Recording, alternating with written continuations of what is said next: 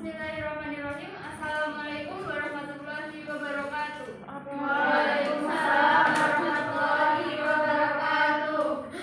Di sini saya akan menyampaikan teori yang saya ambil, yaitu teori of symptom management oleh Janice Hampers, Susan Jensen, Anne Duneskay, Catherine Drapuk, Catherine Ailey, Catherine Kuntilo, Julia A. Fawcett, Bradley Auziret, Christine Miaskowski, Christina Beckett, Virginia Kelly Coleman, Mary Berger, Linda Frank, Christine Kennedy, The University of California, San Francisco, UCSF, School of Nursing Symptom Management Faculty Group, oleh Nanda Putri Himawati dengan NIM 21632029. Yang pertama, Theory of Symptom Management. Fakultas di University of California, San Francisco, UCSF School of Nursing pertama kali memperkenalkan model manajemen gejala pada tahun 1994. Menurut Larson et al. 1994. Model ASRI memberikan kerangka kerja untuk memungkinkan fakultas yang terlibat dalam penelitian gejala dan praktik klinis untuk meningkatkan kolaborasi dan bergerak maju dengan cara berpikir yang lebih terorganisir tentang pengalaman gejala, strategi manajemen, dan hasil manajemen gejala.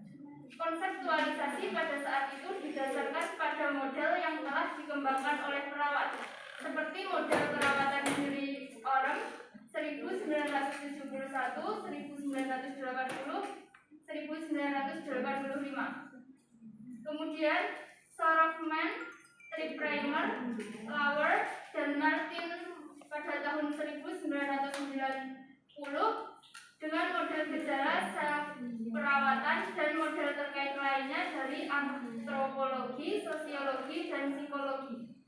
Fakultas UCSF menyimpulkan bahwa tidak satupun dari kerangka kerja ini secara memadai membahas peran pasien dalam perawatan diri dan pengalaman pasien, strategi manajemen yang diuji, atau hasil yang diinginkan. Selanjutnya, konsep of the theory. Terdapat 3 konsep penting dalam symptom management seperti yang terdapat pada gambar, yaitu yang pertama ada symptom experience atau pengalaman gejala. Kemudian yang kedua ada symptom management strategis atau strategi manajemen gejala, dan symptom management outcomes atau hasil status gejala. Konsep-konsep ini bersarang dalam 3 domain ilmu keperawatan, yaitu orang, lingkungan, dan kesehatan atau penyakit, untuk berfungsi sebagai pengingat pertimbangan kontekstual untuk penelitian keperawatan. Penjelasannya, symptom experience atau pengalaman gejala adalah persepsi, evaluasi, dan respon simultan terhadap perubahan perasaan yang biasa dialami seseorang. Perubahannya bisa dalam frekuensi, seberapa sering, atau keparahan, seberapa buruk. Lebih lanjut, frekuensi atau keparahan mungkin tidak berubah, tetapi penderitaan yang terkait dengan gejala dapat diubah dengan strategi intervensi. Kemudian, symptom manajemen strategis atau strategi manajemen gejala merupakan upaya untuk mencegah, menunda, atau meminimalkan pengalaman gejala. Strategi tersebut dapat efektif dalam 3 cara, yaitu mengurangi frekuensi pengalaman gejala, meminimalkan keparahan gejala, dan menghilangkan penderitaan yang terkait dengan gejala, menurut Portenoy et al. 1994. Kerangka kerja untuk studi dan pengembangan strategi manajemen mencakup spesifikasi siapa, bagaimana, di mana, kapan, dan apa yang diperlukan oleh strategi intervensi. Kemudian yang terakhir terdapat symptom status outcomes atau hasil status gejala, adalah hasil yang jelas dan terukur untuk dinilai setelah penerapan strategi. Hasil termasuk perubahan nyata dalam status gejala, di mana gejala kurang sering, kurang intens, atau kurang menyedihkan. Perbaikan gejala ini dapat mengarah pada fungsi fisik dan mental yang lebih baik, peningkatan kualitas hidup, masa rawat inap yang lebih pendek, kembali bekerja lebih cepat, dan produktivitas yang lebih besar. Kemudian ada metode pengukuran.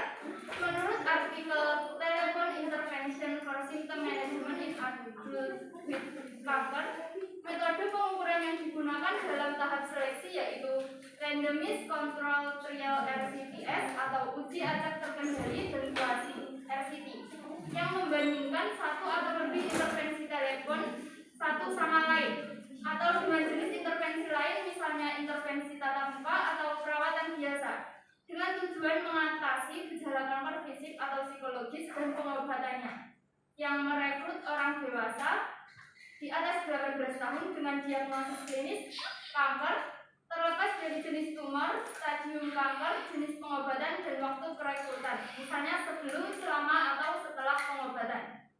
Dalam tahap seleksi data dan analisis, metode yang digunakan adalah Cochrane untuk seleksi percobaan, ekstraksi data, dan analisis.